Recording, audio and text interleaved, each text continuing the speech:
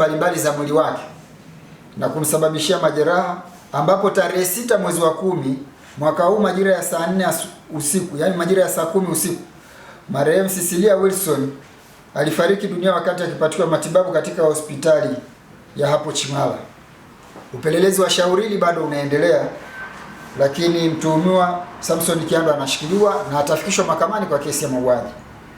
Ninatoa rai kwa jamii kuacha kujichukulia sheria mikononi na kuanza kushambulia wenza wetu.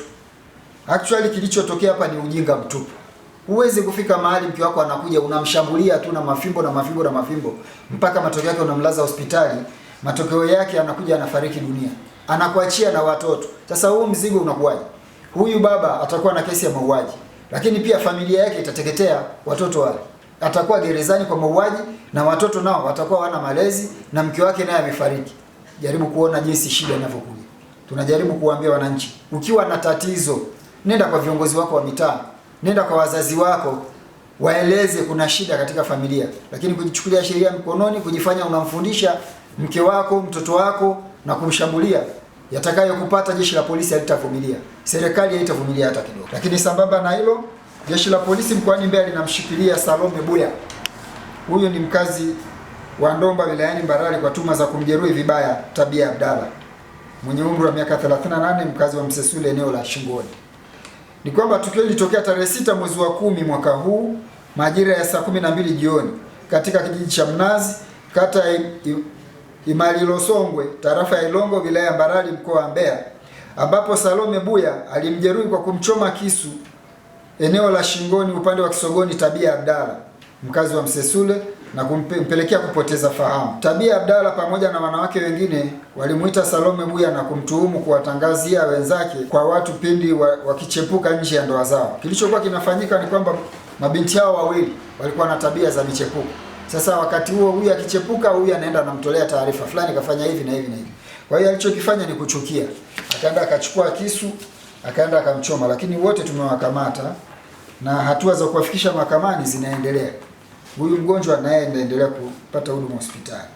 Lakini sambamba na hilo, jeshi la polisi mkoani Mbeya linamshikilia Masunga ya Nora au Paula.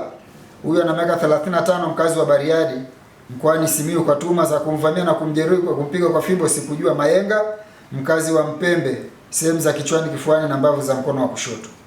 Ni kwamba tukio limetokea jana tarehe 7 mwezi wa 10 majira ya usiku wa saa 6:15 usiku katika kitongoji cha Mpembe, kijiji na kata ya Lwalanje, tarafa ya Kipemba, wilaya ya Chunya, mkoani Mbeya, ambapo Sikujua Mayenga alivamiwa nyumbani kwake na watu watatu ambao aliwafahamu kwa sura, waliokuwa na fimbo na kumjeruhi kichwani, kifuani, bavuni kushoto, na baada ya tukio hilo watuhumiwa hao walitokomea. Kufuatia tukio hilo, polisi tulianza kufanya msako, tukafanikiwa kumkamata Masunga ya Nora Paula.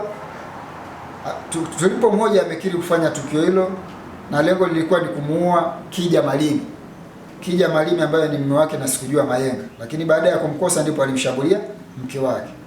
Lakini mtuhumiwa anadai kuwa alitumwa na mtu anaitwa Juma Masunga.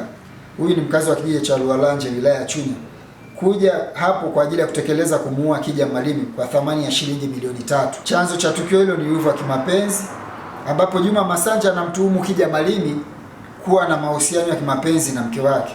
Sasa unaweza ukaona huyu bwana kwa tabia alizonazo, na kwa Mbeya tunataka kusema mauaji haya ya kukata watu mapanga na wale watu wanaotoka Bariadi kukodiwa kuja Chunya kufanya mauaji, hapa tunawaambia ni break. Haitawezekana. Tuna taarifa nzuri sana na ufuatiliaji askari wangu wako vizuri sana.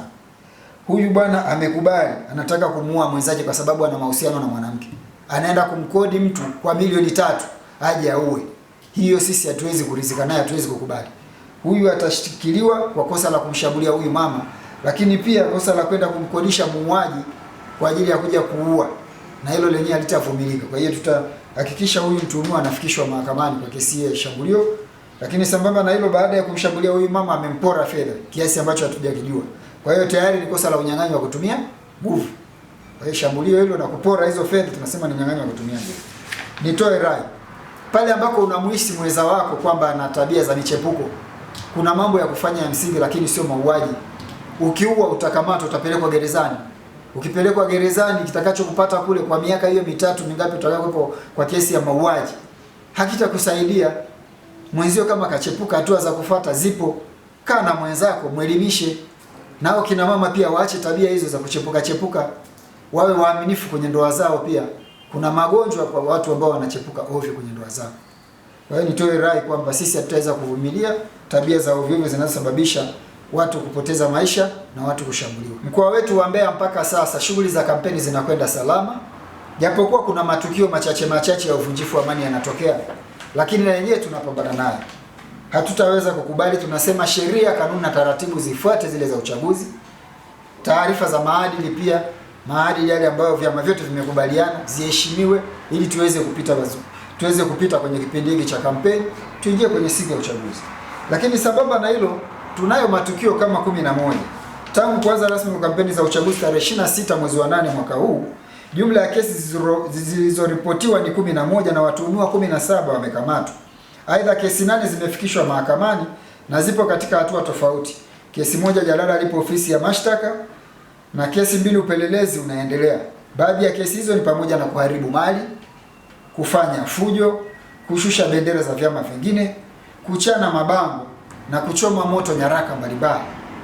Tunatoa rai kwamba wakati tunaendelea na shughuli za kampeni zinapokuwa zimemalizika, masuala ya kufunga mitaa ni fujo, hayakubaliki kisheria, hayakubaliki kimaadili.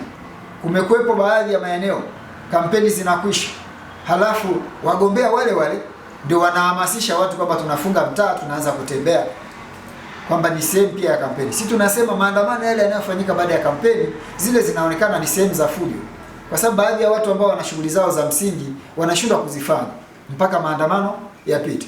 Tuwaombe, tuwatake wale wagombea, maliza kueleza sera zako, maliza kueleza mambo ambayo utawafanyia wananchi wakikuchagua. Ingia kwenye usafiri wako, nenda nyumbani, waache wananchi waliosikiliza ya kwao nao waende zao kwenye shughuli zao nyingine nyumbani, kwenda nyumbani, waende shughuli za kiuchumi, waende kwenye shughuli za kiuchumi.